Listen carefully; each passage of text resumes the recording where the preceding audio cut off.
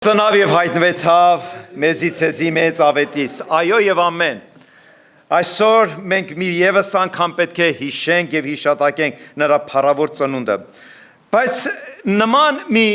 գաղափար միտք եմ ուզում մենք մեր մեջ արծարծենք,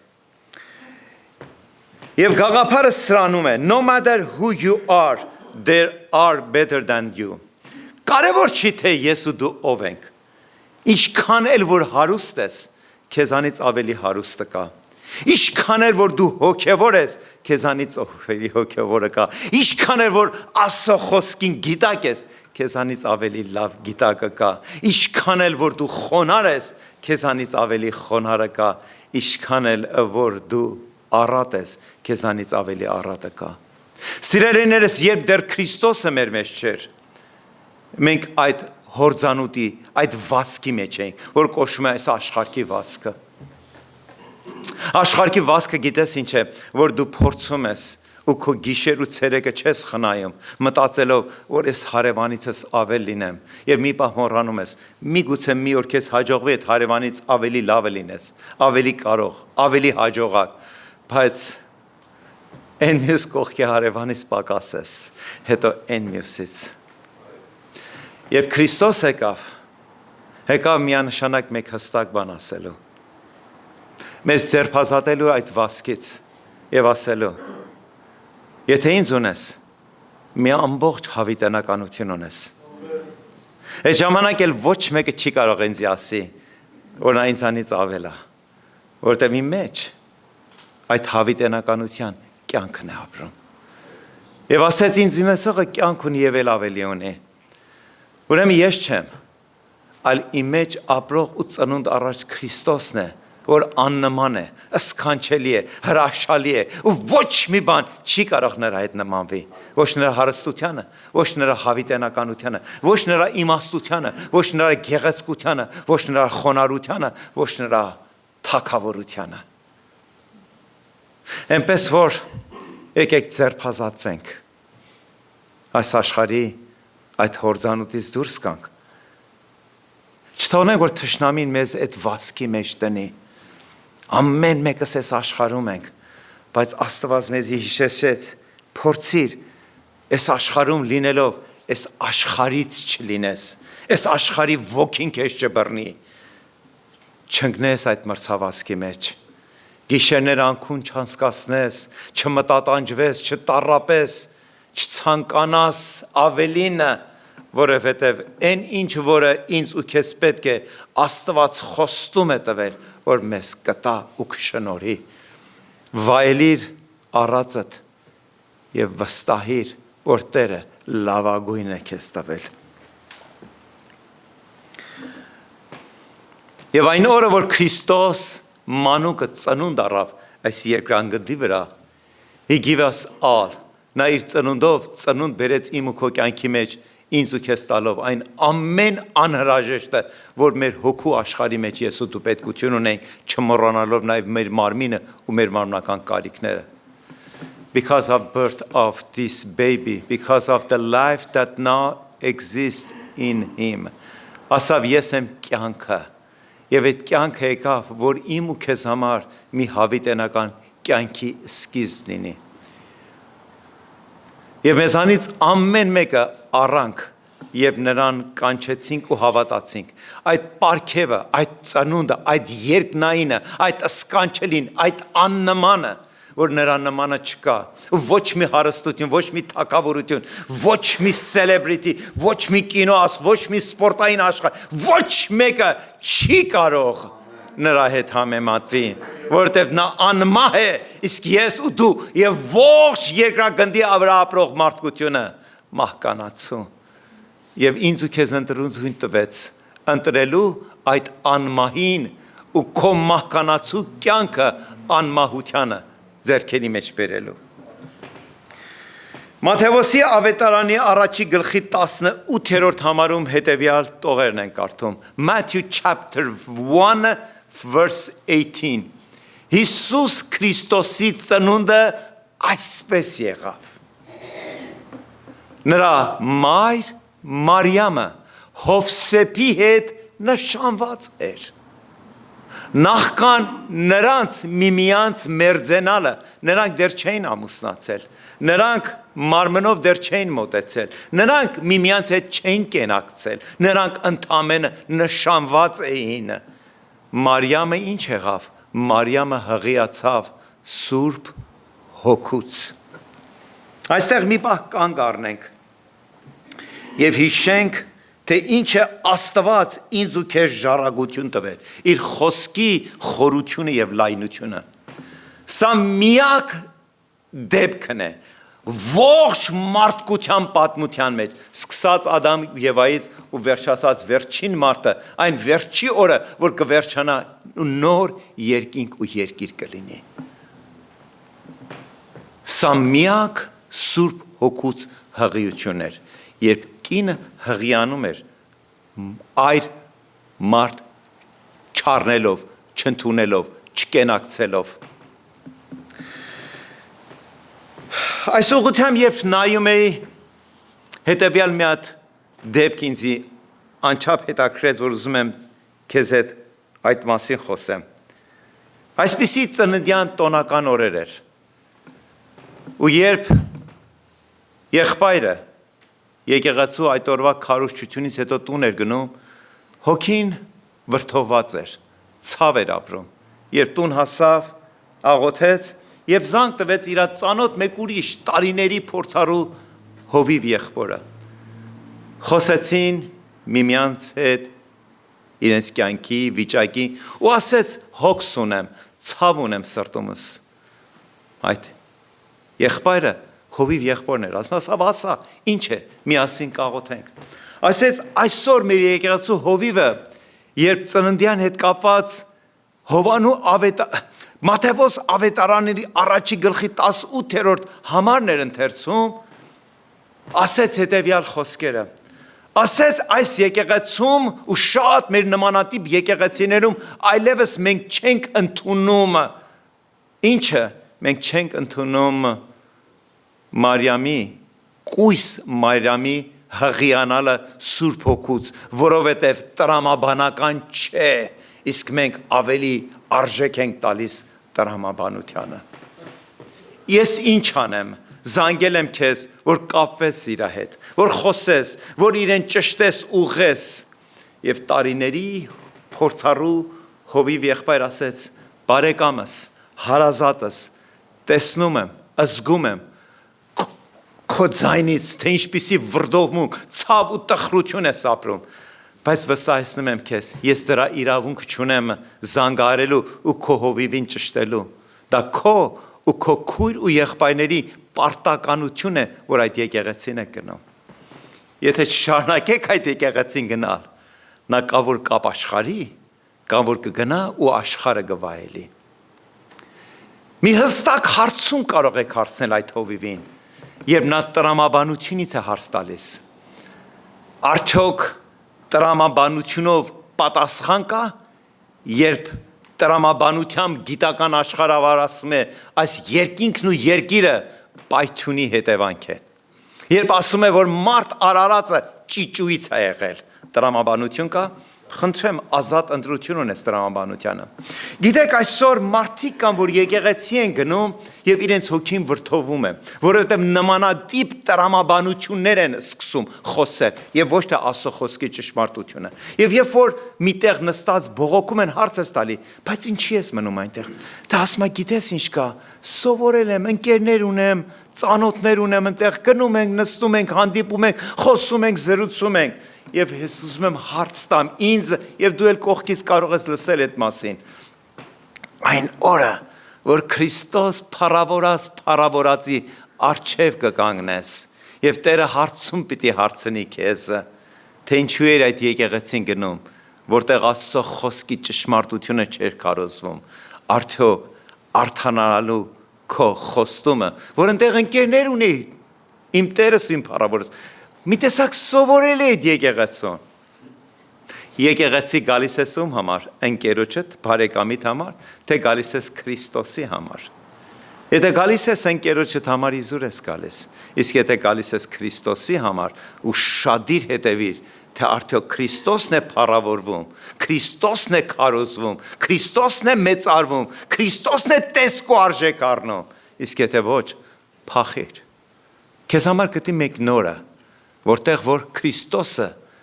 այդ եկեղեցում ամեն է, ամեն ինչում։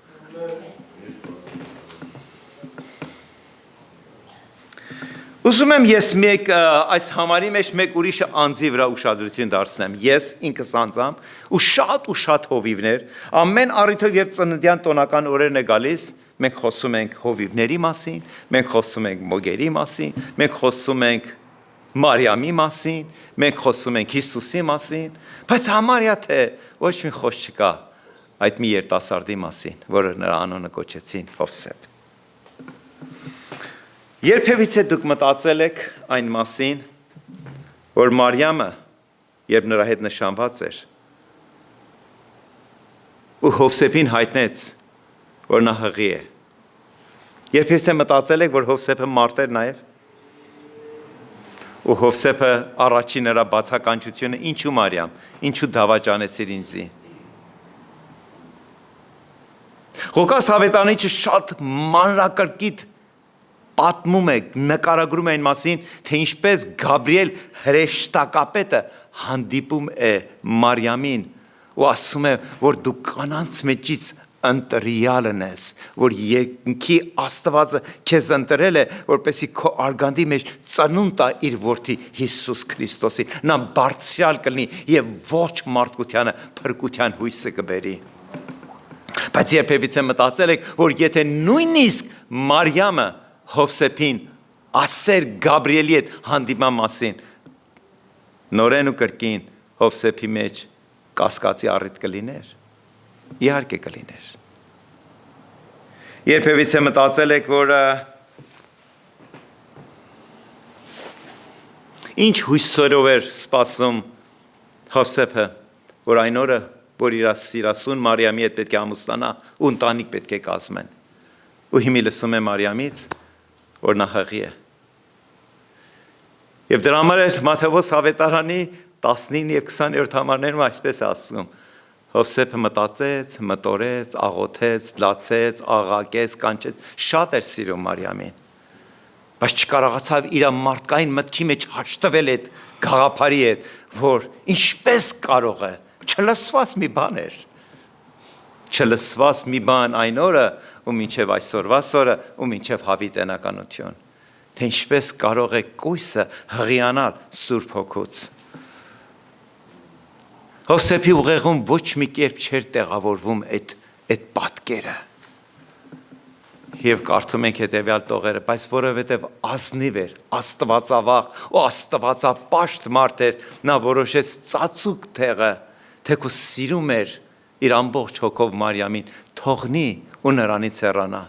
որպեսզի Մարիամը խայտառակ չլինի։ Ինչքան ազնիվ մոտեցում էր, բայց հոգևոր մոտեցում էր, իհարկե ոչ։ Եվ Աստծո ձեռքերի մեջ է ամեն ինչ իր տեղը կգտնի։ Միայն թե շտապելու կարիք չկա, այլ հավատալու։ Եվ երբ օրն եկավ, ասում է հրեշտակը Հովսեփին այցելեց։ Եվ նրա հետ հետևյալ խոսքերը խոսեց։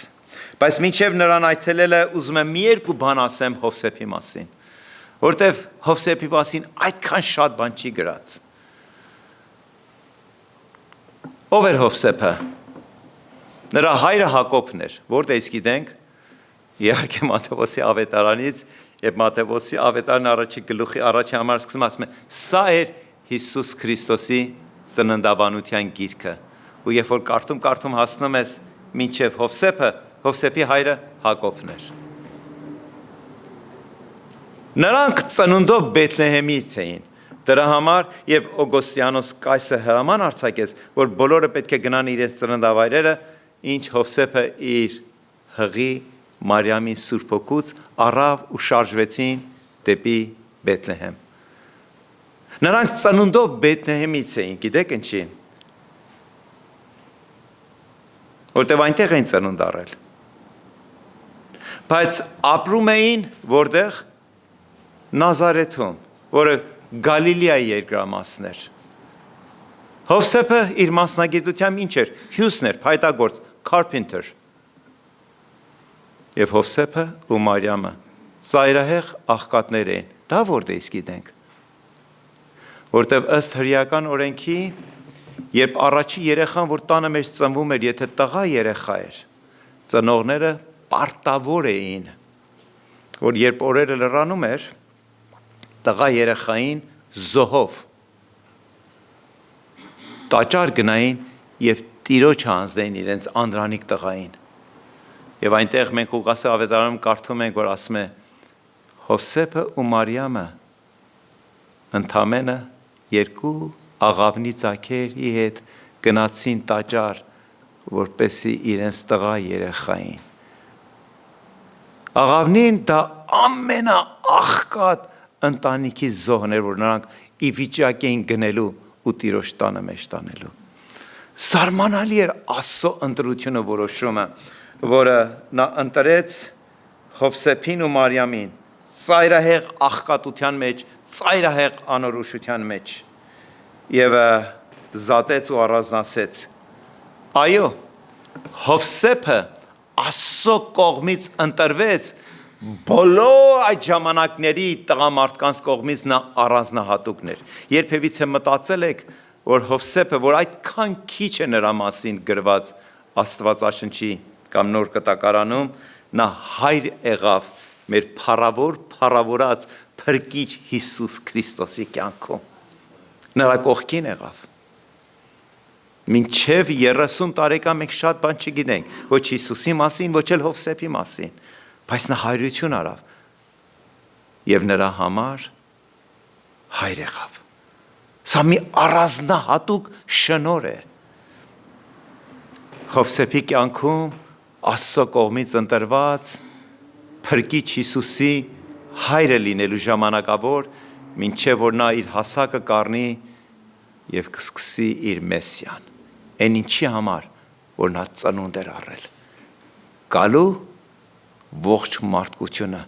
փրկելու համար։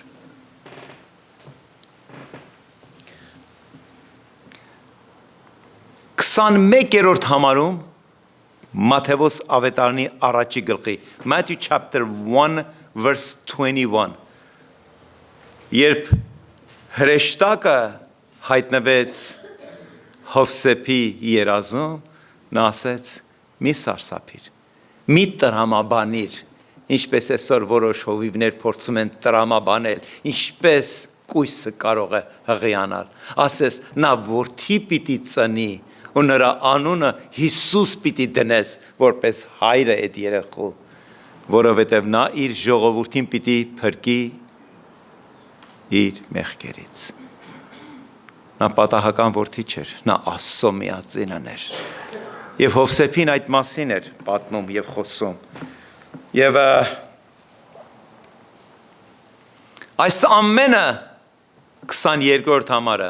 այս ամենը եղավ, որպեսզի իրականանար Տիրոջ կողմից մարգարեի միջոցով ասվածը, այսինքն ինչ է իրականանար։ Եվ դրա 23-րդ համարը մենք կարդում ենք, որ ասում է, ահա, Մատթեոս ավետարանիչը մեջբերուն է անում Եսայիա մարգարեից, ահա կույսը կհղիանա և որդի կծնի և նրան կկոչեն Էմանուել, որ նշանակում է Աստված մեզ հետ։ Եվ այդպես էլ եղավ։ Դեռ Քրիստոսի ծնունդից 700 տարի առաջ Եսայիան մարգարացավ, Եսայիա 7-րդ գլուխ 14-րդ համարի այս մեջբերումն էր, որ Մատթեոս ավետարանիչը խոսում էր այդ մասին, որ պետք է իրականանար կույսի հղիանալը և ծնունդ բերելը։ Մենք առաջի 21-րդ գլխի մեջ կարդացինք, որ հրեշտակ ասեց նրա անունը ինչ կդնես, Հիսուս կդնես։ Իսկ հետո վերջավորությամբ կարդում ենք, որ ասում է նրա անունը Էմանուել պետք է կոչվի, որ թարգմանաբար կոչվում է Աստված մեզ հետ։ Փորձենք բացահայտել դրա իմացությունը։ Արդյոք շփոթություն էր, սխալմունք էր, ոչ, երկու անվանումները միանշանակ արժան էին Հիսուսի համար։ Նախ առաջինը Հիսուս, որը հրեայերեն, եբրայերեն կոչվում է Հեշուա։ Հեշուայի եթե հեյը վերցնես կամ հայը, դա թարգմանում է Աստված։ Հեշուա նշանակում է Աստված փրկող։ Հիսուսը եկել էր որպես Աստված փրկելու համար։ Իսկ Էմանուելը նկարագրում էր նրա հոգին։ Նա իր հոգին ավանդեց խաչի վրա, բայց իր գործը չավարտվեց։ Այսօր Աստված մեզ հետ է, մենք հավատում ենք դրան։ Էմանուել ենք կանչում նրան, որտեղ Աստված մեզ հետ էր։ Նա որպես Հիսուս եկավ, որ խաչը մատնվի, իսկ մնաց Էմանուել, որ մեզ հետ լինի։ Հասկանում եք, որ ամեն մի անվանում իր խորհուրդը ու իր նշանակությունը ուներ։ Նրան անվանեցին Հիսուս, իսկ հետո կոչվեց Էմանուել։ Նա Հիսուս եկավ փրկելու, նա Էմանուել եղավ, որ ինձ ու քեզ հետ լինելու մինչև մեր կյանքի վերջի օրը։ Ամեն հավատացողի հետ։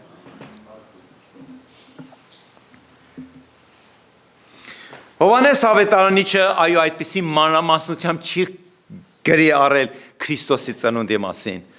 բայց ծնունդ հոգու մեջ նա իհարկե մի խիստ մեջբերում ունի այստեղ ասած։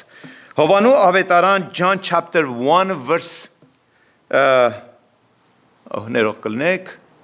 verse 12 հետևյալն ասում Հովհաննու ավետարան առաջի գլխի 12-րդ համասում է սակայն նրանց ովքեր ընդունեցին նրան եւ հավատացին նրա անվանը Հիսուս անունը եւ Էմանուել անունը իշխանություն տվեց ինչ իշխանություն Աստծո որդիներ լինելու այսօրվա մեր խոսքին չի սկսեցինք ձերբազատվիր վասկից ինչքան էլ որ առաջադեմ ինչքան էլ որ հաջողակ լինես քեզնից ավելինը կա բայց երբ որ Աստծո որդի ես դա ամեն ինչից վեր է ամեն ինչից բար է մարդկության մտքից գաղափարից բարձր է թագավորը չի կարող լինել բայց դու հավատալով կարող ես լինես ինչը Աստծո որդու կոչումը կորը առնելով Սա է խնդիրը, սա է ողջ հանելուկը, երբ որ Աստված եկավ մեր կյանքի մեջ, մեզ ասեց. Սարը վազելով ուր պետք է ասնես, 1, 2, 3-ից ավելի լինելու, ես քեզ լավագույնն եմ տալիս, մարդու մտքից, գաղափարից, սա էր ասում։ Ամեն ինչից վեր, Աստծո որդի լինելու։ Այս համարի հետ կապված այսպիսի մի հատ օրինակ եմ ուզում բերել։ Բոլորս էլ տեսել ենք, բոլորս էլ գոնե մեկ կամ բազում առիթներով ծովափ են գնացել, ծովափի հատվածներ կան, որ թույլատրվում է ինչ անել, լողանալ, վայելել ծովը, օվկիանոս, ինչ որ կա, եւ այնտեղ պարտադիր կերպով ինչ կա։ Կան այսպես կոչվում է լայֆ գարդներ, որոնք ինչ են փրկարարներ են կոչվում։ Նրանք ոչ միայն լավագույն լողորդներն են, այլ լավագույն ձևով պատրաստվել են, որ ինչ սուզվողին կարողանան 1 վայրկյան շուտ ափ հասցնել եւ ազատել այդ մահից ու կորուստից։ Բայց այսպեսի մի ճշմարտություն կա, որը the lifeguard cannot save a drowning person unless the person stops struggling. Ինչքան էլ որ փրկարարը փորձառու է, եթե խեղդվողը ամեն ինչ անում է, որ ինքը իրեն ձերբազատի, ոչ միայն իրեն, այլ նաև փրկողին կարող է ինչ անի խեղդի ջրի մեջ։ Այնպես որ երբ որ նման առիթներ շատ ա եղել, ինձ հետ կանձամ չի եղել, բայց ասենք կինոյում կամ կարդացել ես այդ մասին, առաջի պահը, որ փրկարարը հասնում է խեղդվողին, ասում է դադարիր, հանդարտվիր ու հանգստացիր, ես աստեղ եմ քեզ փրկելու։ Իսկ եթե նա շարունակի իր պայքարը, ինքը եւ այդ փրկչին կարող է երկուսին էլ փրկողին ինչ անի, ջրախեղդանի։ Սա ինչի է նմանվում։ Երբ Քրիստոս Աստված եկավ մեր կյանքի մեջ, ինչ ասեց։ Ասես քո պայքարից, քո մարդկային որոշումներից, ընտրություններից ձերբազատվիր, որպեսզի վայելես իմ ծնունդը։ Many people today are spiritually drowning. Այսօր շատ ու շատերը մարդիկ արտականից քայլում են, լավ են, տեսեք վիճակը, բայց հոգու մեջ նրանք գնում են դեպի կործանում։ Ջրահեղձ են լինում։ Խեղդվում են։ Ինչի համար? Because they're holding tightly to sin, pride and control. Որտեղ ուզում են ամեն բան իրենց ուզածով լինի, ամեն բան իրենց կոնտրոլի մեջ է, որովհետև իրենց հպարտությունը չի թույլ տալիս, որ խոնարհվեն եւ ընդունեն փրկին, այդ ծնունդը, այդ հավիտենական կյանքը։ Ղուկաս ավետարանի 2-րդ գլխի 12-րդ համարում, երբ Աստծո հրեշտակը հանդիպեց հովիվներին, ասեց, երբ կգնաք Բեթլեհեմ ու այն տեղը, վայրը, որ մեզ ձեզի ասում եմ, կգտնեք ու ներս կգնդեք, այնտեղ ինչ կգտնեք, ասեց, սա ձեզ համար նշան կլինի,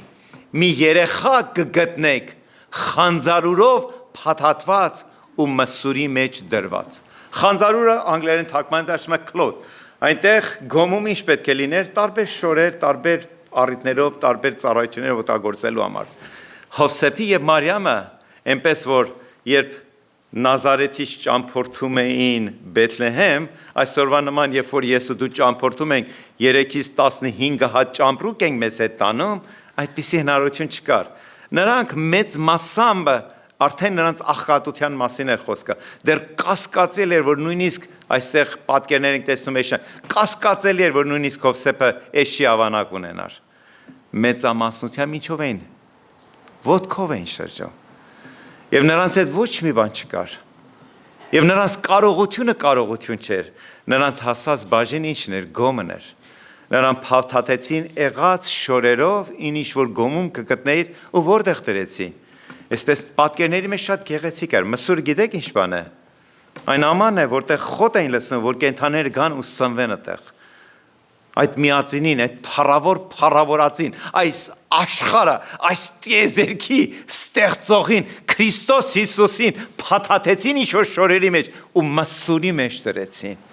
Ու դա նշան եղավ հովիվների համար, որ սա է իմ ընտրյալը, սա է Աստծո միածինը, սա է մարդկության փրկիչը։ Ու միայն Աստված կարող էր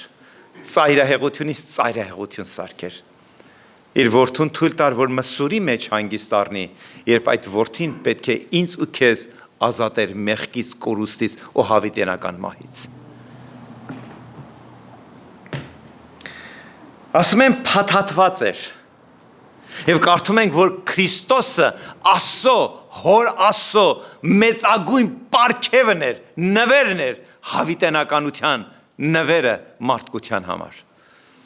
Այսօր փաթեթավորումը մի հատ արվեստի գործ է, երբ որ մարդիկ գնում են գնումներ անել կամ տանը փաթեթավորման հատուկ թղթեր կա, հատուկ արվեստ կա, մարդիկ հսկայական հերթ են կանգնում, որտեղ այդ անձը յուրահատուկ է փաթեթում։ Ինչքան նվերն է արժեքավոր, հավատացնում եմ ձեզ, այսօր փաթեթավորումը ոչինչով չի պակասում այդ պարունակությունով նվերով, որտեղ փաթեթավորումը նաև իր տեսքն ու արժեքն ունի։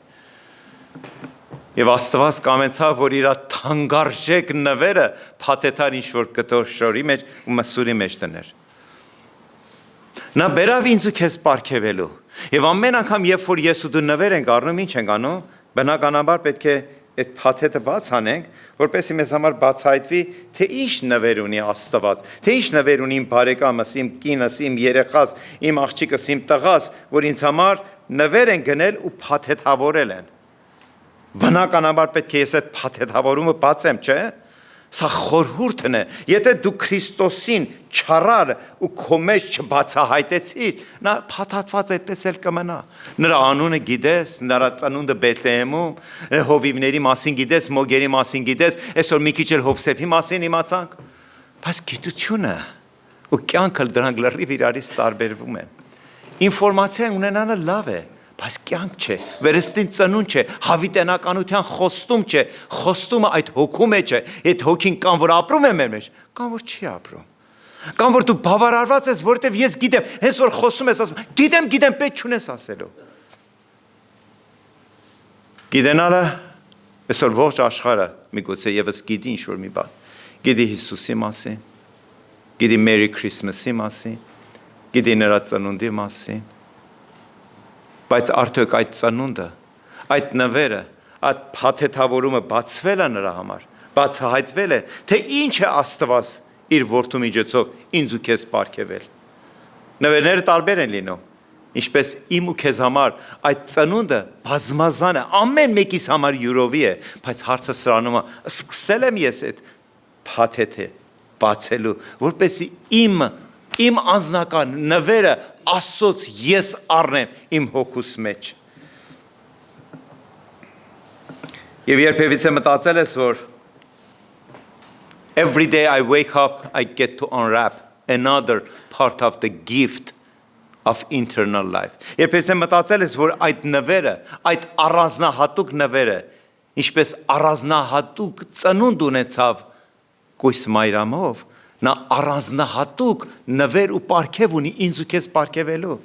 Եվ նրա պարգևը մեկ օրվա համար չի, ինչպես ես ու դու այսօր մեկս մյուսին նվերներ ենք տալիս։ Նվերը առանց շնորհակալություն հայտնեցինք, տանում ենք, օգտագործում ենք կամ առնում ենք մեկ ուրիշին ենք նվեր տա։ Դա մեր որոշում, բայց Աստծո պարգևածը դա հավիտենականության պարգև է։ Եվ ամեն օր, որ ես ու դու ապրում ենք այս երկրի վրա,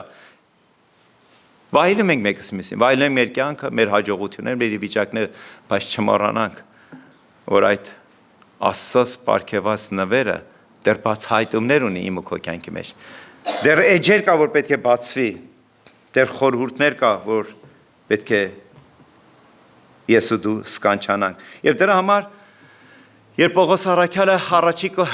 Կորինթոս եկեղեցի նամակագրում առաջի Կորինթոս գրքի 2-րդ գլխի 9-րդ համարում 1 Corinthians chapter 2 verse 9-ի մեջ 9-րդ համարի մեջ այսպիսի բաներ ասում.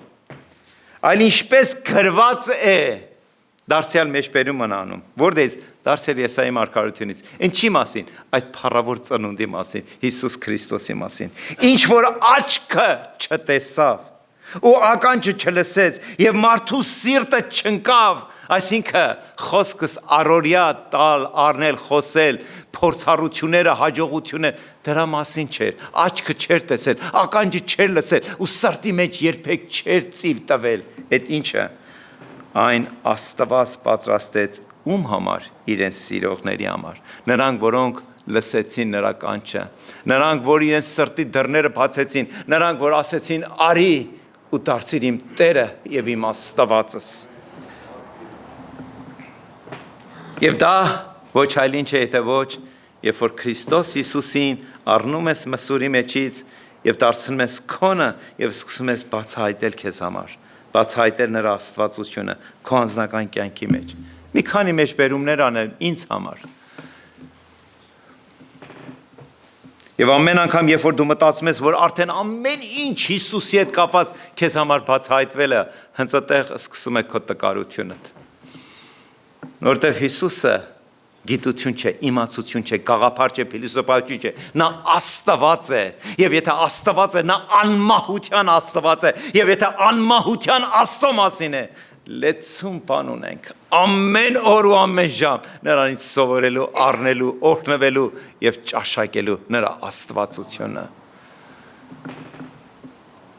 And when I think I have unwrapped all I can, God allows me to unwrap a little bit more. Եվ ամեն անգամ, երբ որ ես ու դու մտածում ենք, արդեն կարդացել եմ, արդեն խոսքը գիտեմ, արդեն հավատում եմ, արդեն Հիսուս Քրիստոսին կանչում եմ իմ Տեր ու Փրկիչը, Տերը մի հատ առիթ է ստեղծում մեր կյանքում, թե դուռա փակում, թե դուռա բացում, թե նեղություն է տալիս, թե օրհնություն է տալիս, նրա կամքն է եւ օրհնյալն է նրա կամքը, բայց մի բան է անում, ինչ է անում, իմ ու քո սրտի դռան, իմ ու քո մտքի դռներին ծեծում ասում է, Սարո, անմիտ Սարո, որ մտածում ես, որ արդեն ամեն բան գիտես ու ամենակարողն ես, ամենահաջողն ես, ամեն բան քեզի տրվել է, դեռ լեցուն բան ունես այդ փառավորած Քրիստոսի ծնունդի մեջ սովորելու հասկանալու։ Ես ընդամենը մի քանի օրինակներ կարող եմ ասել։ The gift like peace, խաղաղությունը։ Այսօր ես ու դու հանգիստ նստած ենք։ Եվ հետո ինչ-որ մի հատ տխուր, ցավալի, անսպասելի իրավիճակ ա լինում եւ մենք կորցնում ենք մեր ամբողջ խաղաղությունը։ Եվ Տերը ներսից խոսում է. Հանդարտվիր եւ մտածիր իմ պարգևած խաղաղության համար, որ քո հոգուտ մեջ եմ դրել։ Մի բարկացիր, մի վրդովիր, մի զահրուրիր, մի հայհոյիր, մի անեցիր, մի ցավա, մի դռները ծեծիր, մի բռուսներով հարվածիր այս կողմ այն կողմ։ Այլ մտաբերիր այն երկնային աստվածային խաղաղությունը, որ ես քեզ պարգևել եմ քո հոգուտ մեջ։ Գնա, բացարա, այցելիր եւ թող որ այդ խաղաղությունը ամեն բան քեզ հանդարտեցնի, the joy, ուրախությունը։ Ինչպես ես կարող եմ Սարո եղբայրը ուրախանամ, եթե իմ կյանքում նեղություն կա, եթե իմ կյանքում դժվարություն կա, եթե իմ կյանքում անհնարին կա։ Նեղություն կլինի, եղելա կլինի,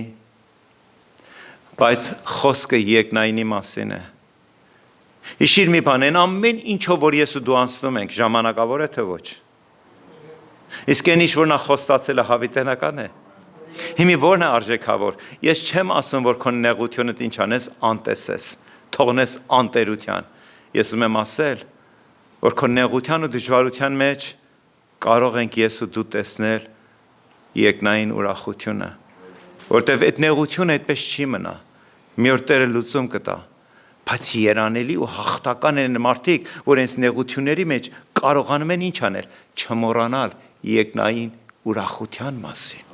Սա է, երբ որ ես ու դու կարողանում ենք այդ հրաշք ծնունդի ծալքերը մեզ, մեր հոգու աշխարհի մեջ մի կրկին անգամ բաց անել։ Այդ ժամանակ նեղությունը չի իշխում մեր վրա, այլ ուրախությունը մեր մեջ խոսում է, դու նրան ես, նա քոնն է, նա քեզ չի մոռացել, նա տեսնում է քո նեղությունը, քո վիշտը, քո կասկածը, քո վախը, քո սարսափը, բայց նա քո հետ է, ու նրա ուրախությունը քո հետ է։ Joy, love, նրա սերը, faith, հավատքը, kindness, այն բարիքը, բարեգործությունը, որ մենք առանք, եւ առանք ոչ թե պահելու, այլ առանք, որ օգտվելու ու նաեւ ուրիշներին բաժին անելու։ Ինչը մեր բարեգործությունները, gentleness, understanding, revelation, այդ բացահայտումները, այդ հավիտենականության մասին, եւ այդպես ցանկը անվերջ կարող է շարունակվի, որովհետև ում հետ գործ ունես, մի հավիտենականության Աստծո հետ, որի անունն է Հիսուս Քրիստոս։ Եվ ինչքան որ նրա հետ հաղորդացվես, մի նոր բան ունի քեզ համար բացահայտելու, ինձ համար բացահայտելու, ըստ մեր փափագի, մեր հավատքի, մեր կյանքի ապրած վիճակի պայմանի։ Եվ ուզում եմ խոսքը ավարտի բերել հետևյալ մի պարզ ու հստակ ճշմարտությամբ։ Եթե ամեն մեկս նայենք մեր այն հին կյանքին, երբ դեռ նա չկար, երբ այդ նվերը մեզ համար չէր բացահայտված, Before I received the gift, I walked this earth alone. Ես ապրում էի, ընտանիքի մաս էի, ամուսին էի, կին էի, երեխա էի, հայր էի, բայց մեկ-մեկը զգում էի, որ մենակ է այս աշխարհում։ Հասկանում եմ, որ այս ամբողջը ժամանակավոր է, իսկ ինձ համար բացահայտված չէր հավիտենականը։ Մոռացված, forsaken, թողված։ I have no hope. Եվ պահեր էր գալիս, որ ամբողջ հույսս կորցնում էի, մարդ էի, մահկանացու, եւ երբ որ կյանքի իրավիճակները հայտնում էր այնպիսի դժվարին, խրտին ու անհնարին, ինչ էի կորցնում, հույսդ էի կորցնում, nothing to look forward, եւ հայտնվում էր այնպիսի իրավիճակներում, որ նույնիսկ վաղվա առավոտը չէիր ցանկանում, վաղվա օրը չէիր ցանկանում, մտածում էիր, որ այսօր էլա ու ամբողջնա, եթե էսա թող սենց էլ լինի ու ավարտվի ամեն ինչով։ Nothing to live for, եւ չկար մի բան, որից կարչեիր, որի համար ապրեիր, որի վրա հույս ունենայիր։ But after receiving this gift, բայց այդ պարգևը ու նվերը ստանալուց հետո, Jesus walks with me every day. Այդ նվերի պարգևի բացահայտումից հետո նրա խոստումները, որ նա ինձ հետ, քեզ հետ, մեզ հետ կլինի եւ ամեն օր մեզ հետ կքայլի։ Ես այլևս մենակ չեմ։ Ես իրավունք չունեմ անհույս մեռնելու։ Վաղվա օրը պարգև է ես տեսնում նրա մեջ, որ մի օր է շնորհելու ինձի, մի նոր բացահայտում այդ փառավորածի մեջ։ Ինձ մնում է եւ ինձ եւ քեզ եւ մեզ բոլորիս բերելու այդ հրաշք ու հրաշափառ Հիսուս Քրիստոսի ձեռքերի մեջ։ Թող նրա հավիտենականության աստվածությունը մեզ համար ավելի ու ավելի բացահայտվի։ Թող ես ու դու կարողանանք ինչպիսի իրավիճակում լայն ու առատ, նեղ ու քարքարոտ ու դժվարին, նա նույնն է երեք, այսօր ու հավիտյան, նա չի պակասում, նա չի տկարանում։ Եվ նա ուզում է, որ նրա մեջ նույնը ես ու դու տեսնենք, չտկարանանք ու չպակասենք, որովհետև Քրիստոսն է, որ մեր մեջ ապրում է։ թող փառավոր լինի նա սուրբ ու պատվական անունը, ամեն։